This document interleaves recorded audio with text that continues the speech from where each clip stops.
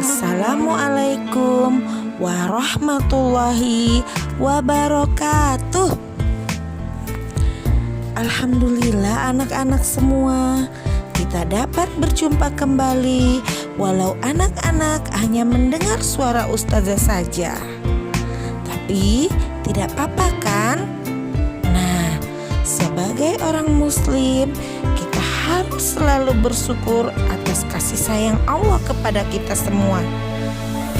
Allah lah sang pencipta segala yang ada di alam ini, mulai yang terbesar hingga yang terkecil.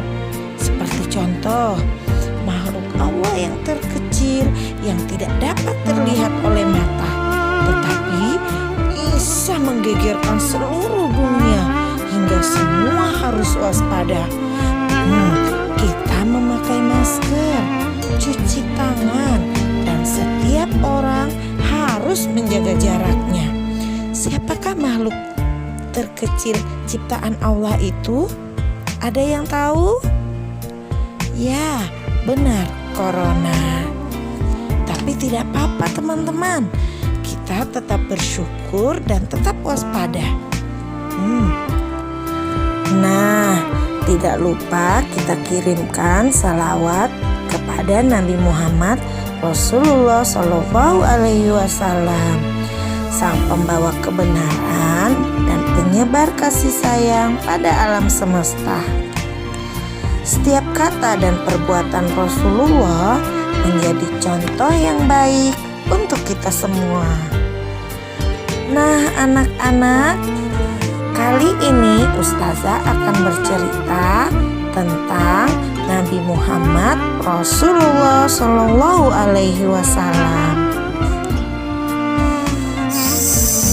Tapi nanti setiap ustazah mengatakan Nabi Muhammad, maka anak-anak langsung ucapkan Rasulullah Shallallahu Alaihi Wasallam. Dan kalau ustazah mengatakan Rasulullah, maka anak-anak langsung ucapkan Shallallahu Alaihi Wasallam. Bisa kan?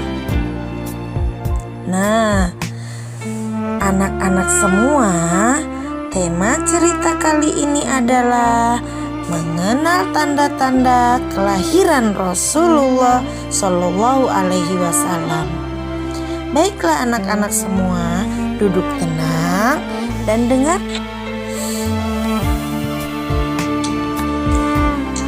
Malam itu, Senin 12 Rabiul Awal tahun Gajah, tepat 21 April tahun 571 Masehi.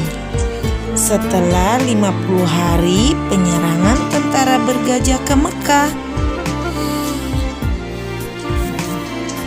seorang ibu yang bernama Aminah binti Wahab menyuruh seorang budaknya, Barokah binti Sa'labah, untuk memanggil seorang bidan ke rumahnya. Ia berkata, "Barokah, pergilah engkau memanggil bidan Sifah, ibunda Abdurrahman bin Auf kemari, karena sepertinya saya akan melahirkan malam ini." Maka pergilah Barokah memanggil bidan Sifah. Setelah mereka kembali, bidan Sifah lalu masuk ke dalam kamar ibunda Aminah. Saat persalinan dilakukan, tiba-tiba keajaiban terjadi. Bayi yang keluar dari perut ibunda Aminah menyebarkan cahaya yang sangat terang, hingga cahaya itu bisa menampakkan istana Basrah di Syam. Kelahiran bayi itu sangat mudah sekali. Ibunda Aminah tidak merasakan sakit sama sekali pada tubuhnya. Bayi itu pun lahir dengan mengangkat kepalanya ke langit seperti sedang berdoa. Nah, keajaiban selanjutnya, bayi ini lahir dalam keadaan sudah terhitan dan tidak ada lagi sisa tali pusar yang melekat pada tubuh kecilnya. Setelah bayi mungil itu dimandikan dan diselimuti dengan rapi, Ibunda Aminah pun menyuruh Barokah untuk memanggil Abdul Muthalib, kakek sang bayi. Abdul Muthalib datang dengan tergopoh-gopoh, hatinya sangat gembira. Ibunda Aminah menceritakan kejadian saat persalinannya tadi. Dengan perasaan senang, Abdul Muthalib mengangkat bayi tersebut sambil berkata, "Sungguh pada cucuku ini ada perkara yang besar. Saya memberinya nama Muhammad." Anak-anak, malam kelahiran Muhammad banyak sekali keajaiban yang terjadi. Dan ini adalah tanda-tanda Nabi terakhir telah lahir. Malam kelahiran Muhammad di tempat lain, yakni di kota Madinah, orang-orang Yahudi berlarian naik ke atas benteng karena mendengar seorang pendeta berteriak-teriak, "Wahai kaum Yahudi, bintang Ahmad telah jatuh. Ini menandakan Nabi yang kita tunggu-tunggu telah lahir." Sebagian dari orang Yahudi itu berlari mengejar dan ingin melihat di manakah arah jatuh bintang yang berwarna merah itu. Lalu di malam itu juga di negeri Persia terjadi guncangan hebat hingga 14 tiang istana Kisra ambruk dan runtuh ke tanah.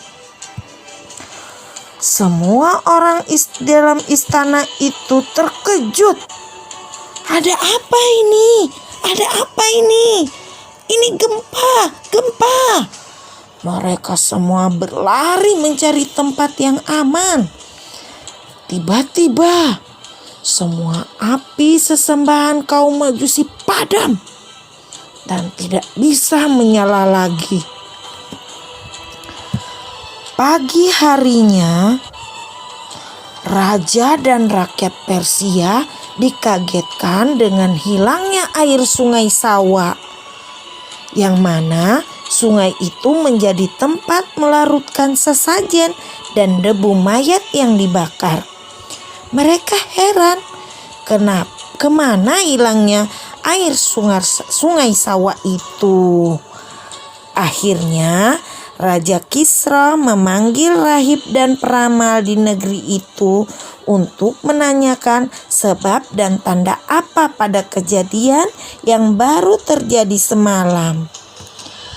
Rahib dan peramal itu pun menjawab, "Guncangan istana, padamnya api sesembahan kaum Majusi, dan hilangnya air sungai Sawa menandakan bahwa telah lahir Nabi terakhir di bumi ini. Dan runtuhnya 14 tiang istana Kisra menandakan raja-raja Kisra di Persia tinggal 14 orang lagi. Setelah itu istana akan runtuh dan raja tidak akan ada lagi." Nah, anak-anak semua, sampai di sini dulu cerita Ustazah. Insya Allah besok disambung kembali dengan tema yang lain. Assalamualaikum warahmatullahi wabarakatuh.